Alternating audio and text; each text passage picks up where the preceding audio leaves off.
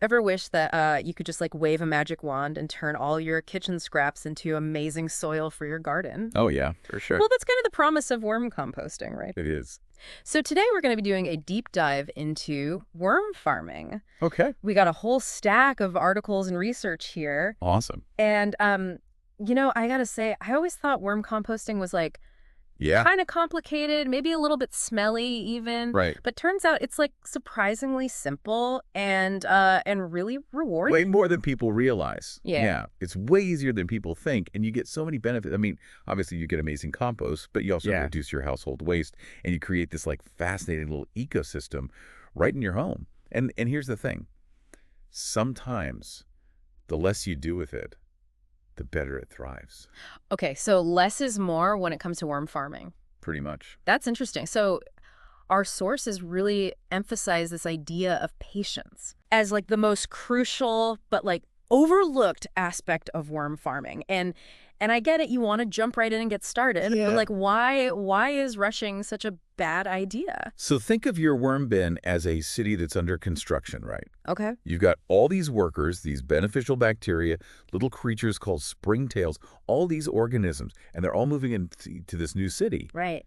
They need time to build their community, and they need to start processing all those kitchen scraps that you're going to be giving them into food that the worms can actually eat. It's a process. So it's not just like flipping a switch. Wow. It's more like, it takes time. Nurturing a sourdough starter. You got to give it time for all those flavors to develop. Exactly. That's a perfect analogy. Okay. If you give your worm bin too much food too quickly, like right when you start, it's like just throwing a wrench in the gears of that city. It disrupts that balance and the bacteria can't keep up.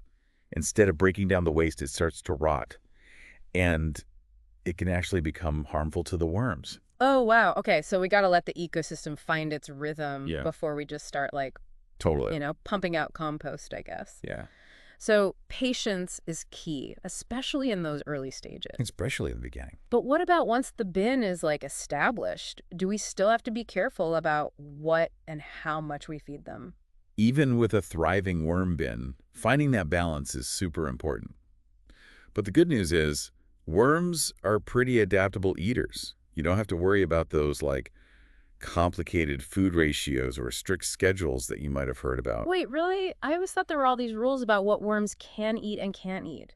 Yeah, there are some guidelines, but it's way simpler than it seems. Okay. Worms are kind of like us. They benefit from a diverse diet. Yeah. I mean, one of our sources even said that they enjoy shredded paper. Shredded paper? Really? That's crazy. It's wild. But it makes sense, right? Yeah, I guess so. Just like we don't want to eat the same thing every day. Worms need variety to stay healthy. So are you saying we can just like toss all our kitchen scraps in there and not worry too much? Well, almost. Okay. I mean, you want to avoid things like onions and garlic because they can be a bit strong for worms. Yeah. And citrus fruits can make the bin too acidic. But a good mix of like fruit and veggie scraps, coffee grounds, even eggshells, those are all great for them. So it's more about like the overall balance than being like super obsessed with every little scrap that goes in there. Okay, that takes the pressure off.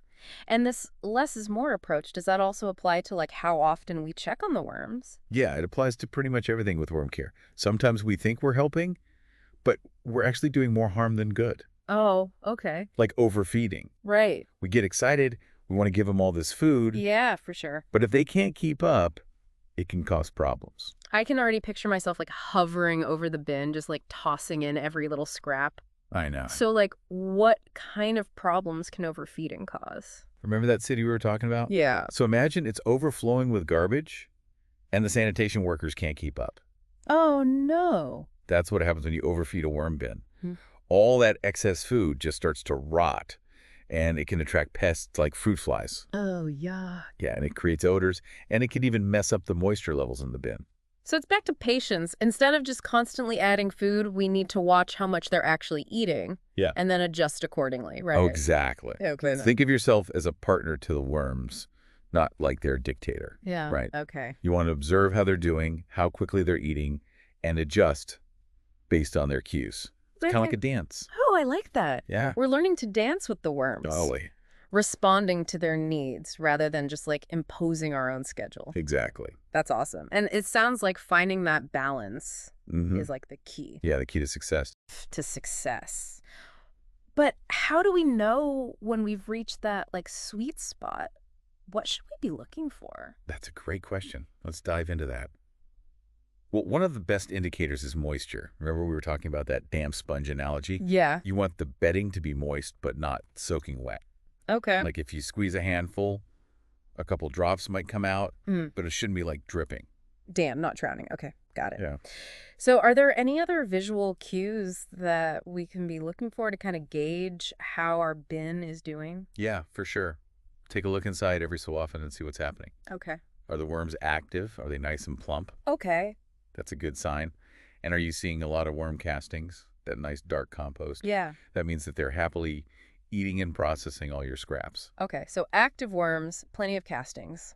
Mm-hmm. Those are all good. Yeah, that's what you want to see. What about those, those unwanted visitors we were talking about before? Yeah. Like fruit flies? What are some, like, telltale signs that we might have a pest problem? Yeah. And what can we do to prevent that? So fruit flies are attracted to those sugary fruits and veggies, that stuff that decomposes quickly. Right. So if you start to see them hanging around your bin, it's probably a sign that you're not burying your scraps deep enough. Oh. Worms actually like to eat from underneath. Oh. So make sure those scraps are tucked under the bedding. So it's kind of like hiding the candy from the kids, right? Exactly, yeah. Out of sight, out of mind. Okay. Keep those fruit flies away. Any other tips for keeping the unwanted guests away from our worm bin? Definitely don't overfeed.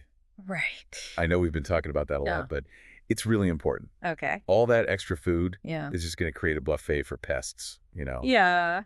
And just be mindful of what you're adding. Worms can eat a lot of different things. Okay. But there are some things that are more likely to attract pests than others. Okay, so burying our food scraps, avoiding overfeeding, and being mindful of what we're adding. Exactly. Got it. It really sounds like observation is key here. It really is. But what about the bin itself? Yeah. Does it need any special care or maintenance? Worm bins aren't totally set it and forget it. Right. But they are pretty low maintenance once you get into a good rhythm. Okay.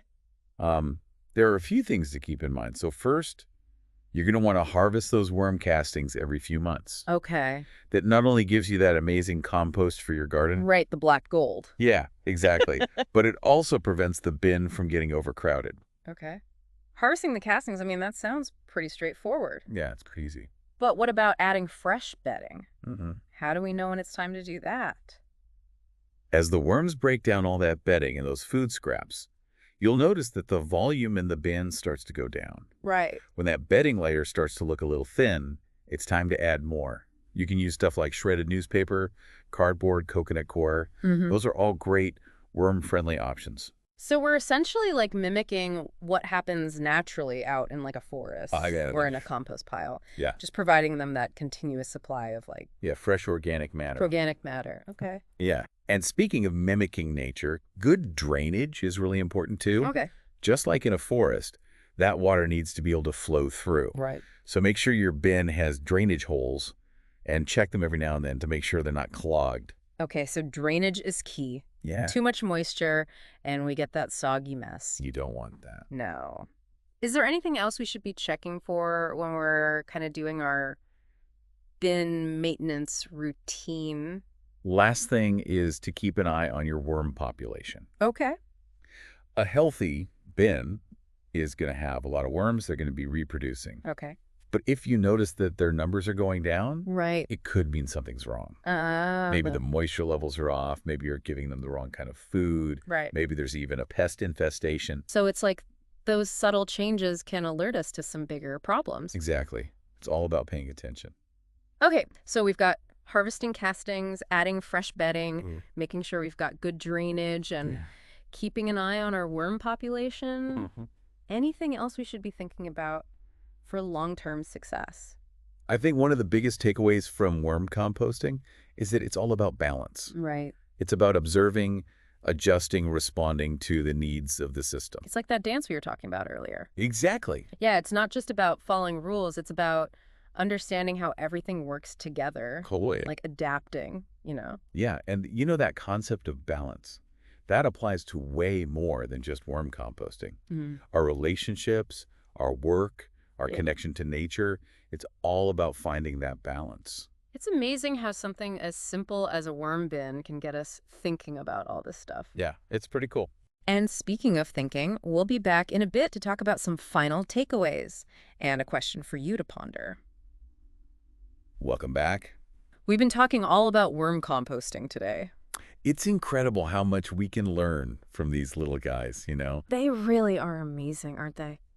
It's Yeah. like their ability to just take something we consider waste Right. and turn it into something so valuable. It's just fascinating. It's like magic, It you know? really is. They turn our kitchen scraps into like, black gold. Exactly. And it just shows you that in nature, nothing really goes to waste. Yeah. It's all part of this cycle, you know?